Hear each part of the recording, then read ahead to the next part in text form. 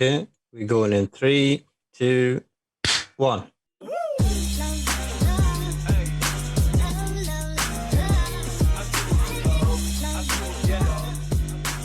Happy Tuesday, everyone, and welcome to the Lockdown Lounge from Strood Media. I'm Omar Ali, and this show is produced by me. What's on your mind? We'd really like to hear. Hello, and welcome to the Lockdown Lounge, where we talk about everything that's wrong with the world in a very quick manner. I'm your supposed host, Ollie Kemp. Hello, I'm Omar, and I'm producing this show. I'm the other Ollie, and I quite like to go back to college because homeschooling's boring.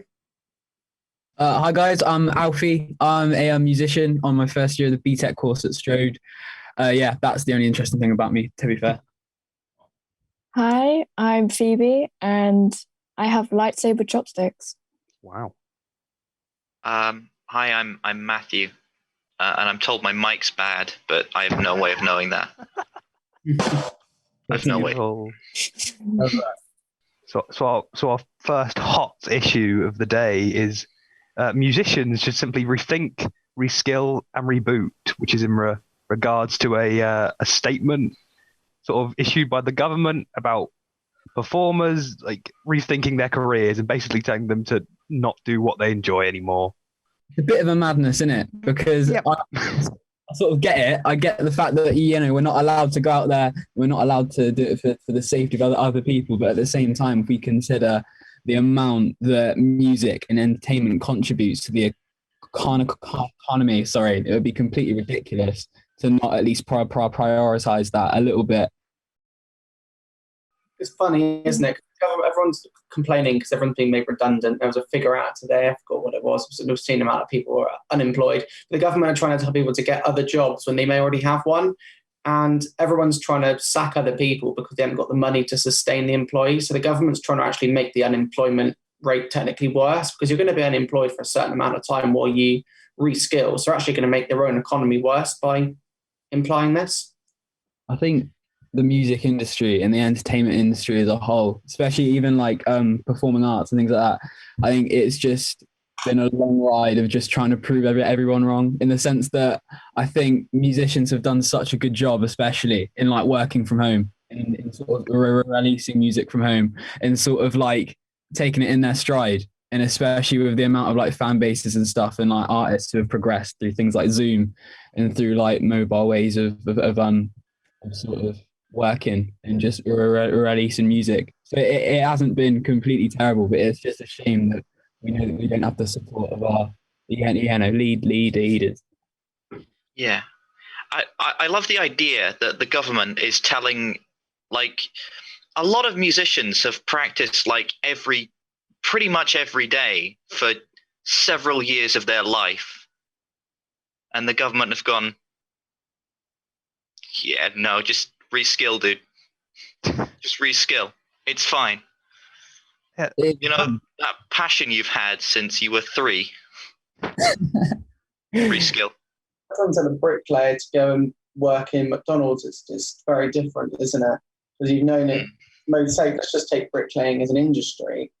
They've known it since they were 16. They come in as an apprentice, and that's how the music industry. Most people start at the bottom when they work up. That's all the other. So, I agree with what Matt says. Definitely, you can't just change that easily. It's a culture shock.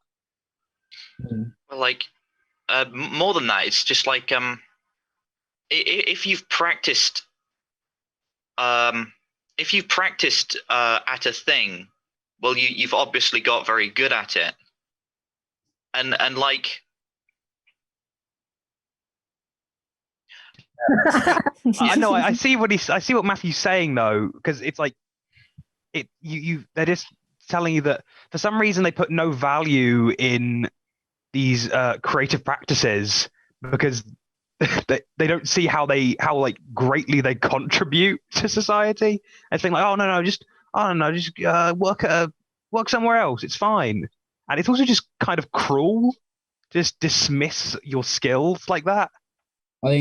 I think it's important. Like, I think I understand it a little bit, how they're sort of putting emphasis on like practical things and like keeping people safe and trying to do that. But I think mentally, I think sort of apart from the physical sort of sense of things, I think mentally music and entertainment is so important, and it has been so important throughout this lockdown. You know, I think it's been tough on every single one of us. And I think I can speak for everybody when like we say that we've struggled a bit in lockdown or have done. It's been a complete change, complete utter sort of, you know, shaking up our, you know, daily routines to the point where sometimes we just want to stay in bed all day and things like that. I think having that entertainment and having that sort of that thing to look forward to, that might be music, that might be an online gig and stuff like that. But I just think the fact that hasn't been prioritized and supported completely is just a bit of a shame, and it is just a bit of a it feels like a bit of a slap in the face. I think a lot of the festivals also help the local economies. So say Glastonbury, a lot of people are going to take the leisure industry. Most people could go to Glastonbury or take a caravan, a tent or something, and they'll park in one of the sites that surround Glastonbury. And they, because of that, can put their prices up by double. They can double their prices just because people are not going to pay a premium. So there's a company that I know in Castlecarey, and they hire caravans out for £6,000 a week to people at Glastonbury. They have 30 caravans, but they're about to go under because they haven't had Glastonbury for 2 years now, and they've got no cash coming in.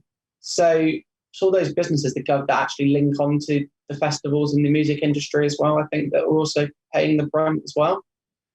It's just so difficult because at the same time we can like easily cancel all these like really important festivals and like to the you know, because it's so important to the young people in the area and things like that. We can cancel them and things like that, but it's just difficult because there's no alternative. It's almost like the government has said this isn't happening. We're not going to try and discuss ways and means that you can continue your way of, you know, making a living. It's sort of just, we're going to just cut it off and you've got to retrain and just do something else. It's sort of like, it leaves you at a loose end. It leaves you feeling like we don't know where we're going to go. So I think it's been an amazing sort of like journey for musicians to try and like do what they can in this lockdown, especially like with me, like I've sort of been trying to produce music at home as much as I can and sort of like get things on the go and just practice, and we're ready to come out of this and sort of like go to live gigs again.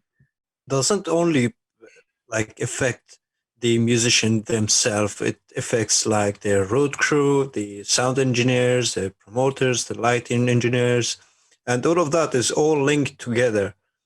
Even when you go to the media side as well, the filmmakers themselves as well, they get affected by that. I think it's such a valued and like important skill. I think there's definitely places for it that you need it. It's like, yeah, I think a lot of it does go like on the back burner a little bit, in the sense that like all of these, I guess that's a good point. It's like, it's not just musicians that are being affected. It's like there's so many different industries that are being affected, and it's like a knock-on effect for these people. It's like no idea where to go. It's been a difficult road for all of us, I think. Yeah. For sure. And also, for example, the Glastonbury Festival has been cancelled this year again. So it's not only for we get work for restaurants, we got people coming from around the world here to Somerset to attend this festival. So we've got restaurants, we've got cafes, we've got hotels, we've got all of that. It's all linked together, and it's just not only one thing. It's just a massive shame. But obviously, like, I think what we can take a bit of pride in is the fact that I think as young people, we've tried to handle it like the best we can, and like in the sense that like we've stayed home and we've, you know, done what we can to protect people by not going to these festivals. But it's just such a shame that all of these different skills, like the road crew and all these different industries that sort of come together to make these festivals happen, haven't been offered some sort of alternative to further their profession. I think that's just the biggest letdown by the government in terms of musicians and in terms of entertainment. It's just like it is so vitally important, especially for mental health and for everything and for everybody's well-being in this time. And it's just a massive shame that it hasn't been prioritized, and it could have been. You know, people's lives don't have to be completely put on hold just because they can't do live gigs. So Alfie, when we talk about students and young people, how they survive in lockdown through this hard time, and especially now we've got some good news. Maybe we get back to gigs and festivals maybe by next year. But before that, from the first lockdown, have you even thought about it? Okay, I'm going to study music, but it might not be like before. It's a weird one because I think for me I've been quite sort of like fortunate in the sense that I've sort of been building up sort of like gear to sort of like work from home anyway. I feel like I've been sort of like when I like produce music, it'll be in my bedroom and stuff like here in this space and like and things like that. But I know that there are like other students and that who don't have that ability. So I think it's just been especially hard for them and stuff. So I think it's been amazing because we've all grown this sort of community sort of vibe in the music department where we can sort of help everybody out. If somebody has something recorded on their phone and they don't have the ability to like mix it or to produce it on a DAW at home, they can send it to other people who can. I think it's just been really important to establish like a community feel in the class and things like that. I think because everybody's at completely different levels and things like that. And I think it's just important that we all help each other so nobody feels like they're getting left behind. Definitely. Do you also think, though, that if you were in a position to come to college or university or whatever now, so you're going to go in September, do you think you'd still go into music? Because of obviously the knock-on effect of the industry closing down, kind of, for the couple of years? I feel like we're taking as many measures as we can to sort of like keep everyone safe. And if we've been conducting things like live streams and things like that, just to try and sort of simulate that live gig aspect as much as possible. Obviously it's not been the same, but I think it's been a step in the right direction. I think it's all just been a learning curve. We've had some live streams that haven't gone exactly the way we want them to, but I think this whole sort of experience has just been a learning curve. I don't necessarily think it's a question of whether we should stop doing music.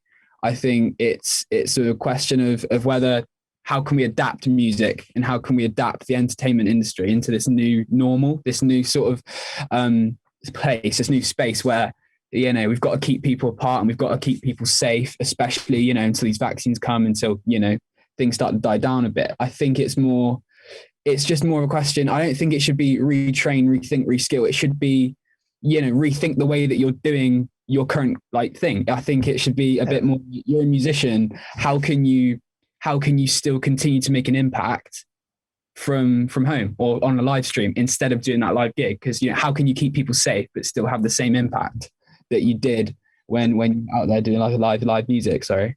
Yeah, Exactly. Do you think that may affect the quality of music, especially? But you see, year by year we hear something new, a good quality. Now we've reached recently to the AD quality and this kind of thing. Do you think that will affect the music quality? Yeah, I think it's massive. The quality of music. I think especially with live gigs and live streams, it's really difficult to get it sounding as good as it would in person, because I think it is so much more difficult not having that intimate atmosphere where you're performing and you can see the audience and you can interact with the audience and like you get that round of applause at the end of a song or whatever. I think it's just not having that live aspect is such a sort of confidence. It can knock your confidence while you're there. I think it does affect the way that you play or the way that you perform. But I think tech wise, we're all like trying to learn how to get the best sort of sound that we can out of these live gigs and stuff. And we're all training to use these sort of digital audio workstations. And we're just learning more and more how we can use the software and hardware to sort of get that sound. But again, like we've got the live streams, we've got live chats and that we can sort of try and interact with people while we sort of perform. But it is so much different not having that face-to-face interaction with people. And it does affect the way that we play, I've got to say. I think that just going back to obviously the whole rethink, whatever, not only have you completely proven the statement wrong, is that like the entertainment industry is adapting and sort of is doing what it's always done, sort of going with changes. And I think it's just the idea that these jobs are like that. It's an impractical job. Like any job is practical. Everyone's adapting and everything is changing because of it. And there are no certainties in whatever career path you go down. So to say that a certain aspect or like of the industry is just done because of that is just reductive. Yeah, no, I totally agree. It's like it's just extreme. It's difficult because people really invest in this stuff. You know, people could spend hundreds and thousands of sort of pounds on building their studios and building their sort of lives around this craft, building their lives around this this part of the industry. And I think to make it simple per se of like reskill or rethink it or just do something else. It's definitely not that simple, because there are people's lives that have been built on the foundation of I'm good at music, I like doing music, I love performing, I love making music for my community and things like that.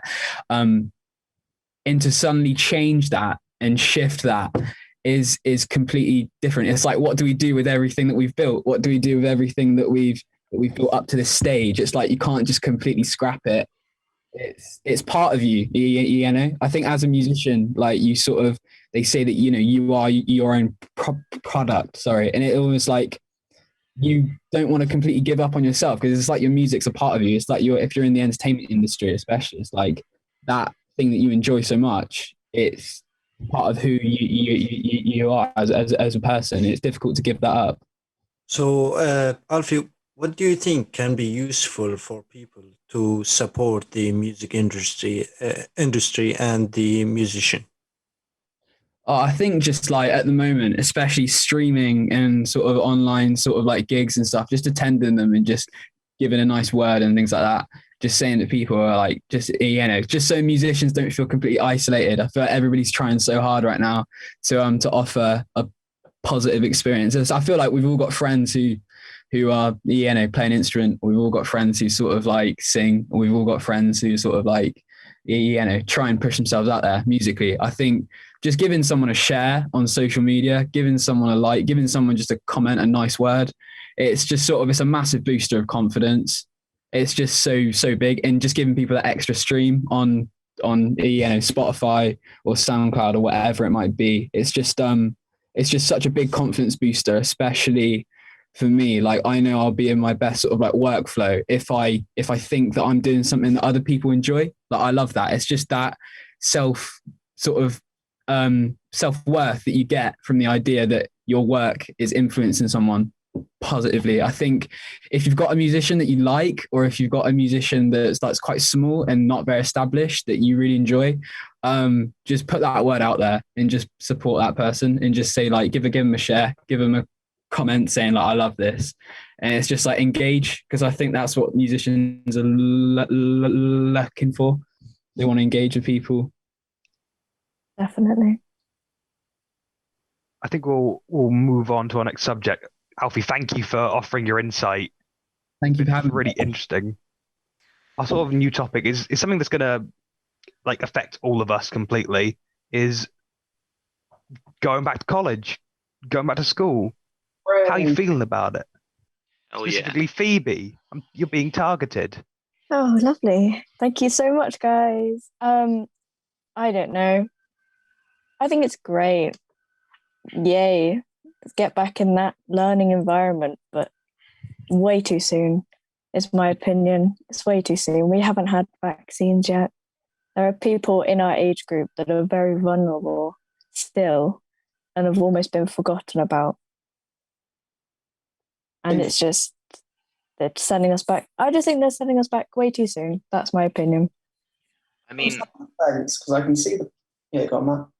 I mean, I was expecting them to do it like a week after, but like personally, I've just been feeling not happy. Just in the same like place the whole time. Like it's been since it's been 2 months now.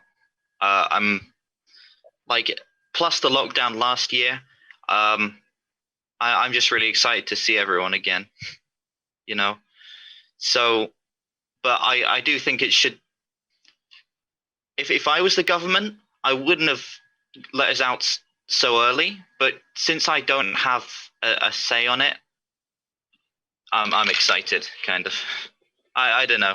Is that selfish? I don't know. No, I get it. I get it completely. And I'm sat on the fence here. I can see the positives and the negatives because it's like there's some like, especially with the courses that we're doing as well, because we're all doing pretty much practical courses here, especially Alfie there with his music as well. I've got many friends in music as well. You know, you can't make studio shows, you can't do music productions, you can't do anything of that. You can't learn how to use cameras, you can't do anything like that over Zoom. So there's practical courses that really don't get it. So if I was the government, I would say all practical courses, so engineering, media, music, beauty, everything like that, that practical courses go back. Maths, English, all those kind of written subjects, you can stay online because they've got it there. But what I think the government have done, which I think we need some opinions on this, is about wearing masks in class, is what they're talking about now. And I think that's an interesting subject there because we're all supposed to be 2 meters apart in classrooms anyway. We wear them around college. So I think that's quite an interesting topic that I think we need to kind of discuss about, is the whole mask wearing around college. I mean, Yeah. I mean the whole that whole thing is like you're okay to like spread the virus around people in your bubble. So I suppose they could make have to be like a cap on the number of people in one bubble, or like make sure that fewer people are in schools and works. People are in those at less at a time, so fewer people are in at a time is what I mean. Like a staged reopening. I Yeah. think they're going to do a staggered one for us. Or at least I've heard they might not. Don't. No guarantees. Don't listen. Worth it. Like I said, get all the practical stuff back in. Then all the written people can stay doing online because it's not really affecting them because they can. I don't know. It's difficult, isn't it? Sure. Or maybe like a evening classes and a morning classes, 2 shift between the students. Oh yeah, that's But good. by the area, you know what I mean? Like, for example, if someone coming from Taunton, he can't take a bus from Taunton to Street by a bus in the evening class. So around the area, like if Glastonbury Street, I don't know, the villages around the street as well, they can't do an evening class because they've got someone to bring them in and take them back home. And all the, like, for example, Yeovil, Taunton, Bridgewater, Wells, they can be in a morning class together, and will give more space. Like, for example, you know, in college, the green area, sometimes you go there, you don't have space to sit, especially over lunchtime. And the lunchtime is all short, so it's like 30 minutes. So if someone eating, he need at least 20 minutes to finish. You can't finish your lunch in 10 minutes later on when he get up. Yeah, it's an interesting subject, I think, and it'd be interesting to see what not just Strode but all colleges kind of come out with. The government might in tomorrow go, actually, no, we've thought over this and we're actually going to only let a certain amount of people back at a certain amount of time. So yeah, this is all up in the sky. It could all change in the 2 weeks we've got between now and then. But I think it's an interesting subject, definitely. I mean, they have said that they're going to leave 2 minutes of notice before they do anything now, because like, I mean, when the lockdown started, they announced it like 2 days before or something. So they said they're going to give 2 weeks of notice, but like, I mean, I live in Yeovil, and Yeovil College were like doing lessons over Zoom, like all through the winter term. So like, yeah, Yeah, they were staggered, weren't they? You spend a couple of days in college and a couple at home, which I think works well as well. Blended learning, I think they called it. I think just to end off, we'll take a vote. Who is like excited or almost or not even excited, just happy to be getting back to college? You already know a few of you. Yeah, definitely. Yeah, same. I'm happy to be back at college. I like to be there. And then Phoebe, you were like understandably a bit more apprehensive. Or Phoebe, I think just say Neutral. We'll call it neutral. Okay. no, I get that. Phoebe's going to beef us after the podcast. And the recording stuff, guys. Yeah. We'll wrap it up there. Thank you all for coming today. It's been very interesting talking to you about just the industry and getting back to some sort of normality. Yeah. Thanks, Ollie, again for being the presenter. You've been brilliant as always. thank you very much, everyone. Thank you. Goodbye. Bye. Goodbye. Bye. Goodbye. Thanks for stopping by. Now get out. Ba-do-da-da. Listen.